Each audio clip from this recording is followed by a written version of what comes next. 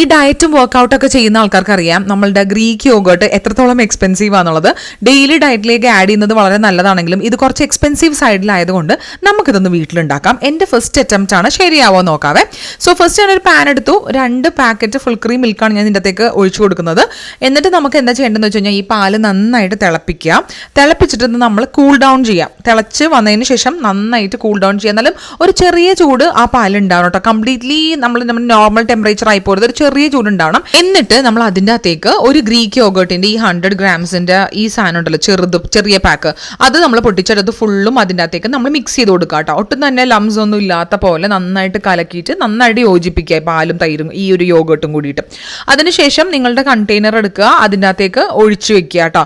ഞാനിപ്പോൾ ഇവിടെ 2 കുപ്പിയാണ് എടുത്തേക്കുന്നത്. കുപ്പിയാണ് കുറച്ചും കൂടി നല്ലതെന്നാണ് എനിക്ക് തോന്നുന്നത്. ഞാൻ കണ്ട വീഡിയോസിലൊക്കെ എല്ലാവരും കുപ്പിയിലാണ് സ്റ്റോർ ചെയ്തേക്കുന്നത്. അപ്പോൾ ഇതിനകത്ത് ഒഴിക്കുക. ഒഴിച്ചതിന് ശേഷം ഞങ്ങളിവിടെ ബാംഗ്ലൂർ ആയതുകൊണ്ട് ഇവിടെ ഭയങ്കര തണുപ്പാണ്. അതുകൊണ്ട് പെട്ടെന്ന് ഇതായി കിട്ടാൻ വേണ്ടിയിട്ട് ഞാൻ ഒരു വാം തുണി, അതായത് ചൂടുവെള്ളത്തിൽ മുക്കിയ തുണി ഇതിൻ്റെ അകത്ത് ഇങ്ങനെ കെട്ടി വെച്ചിട്ടുണ്ട്. നമ്മളുടെ നാട്ടിലത്തെ ക്ലൈമറ്റിലാണെങ്കിൽ ഇത് ഓവർനൈറ്റ് വെച്ച് കഴിയുമ്പോഴത്തേക്കും ഇത് യോഗാട്ടായിട്ട് മാറും. നമുക്കിവിടെ ബാംഗ്ലൂരിൽ ഭയങ്കര തണുപ്പായതുകൊണ്ട് പിറ്റേഴ്സ് നോക്കിയപ്പോൾ ആയിട്ടുണ്ടായിരുന്നില്ല.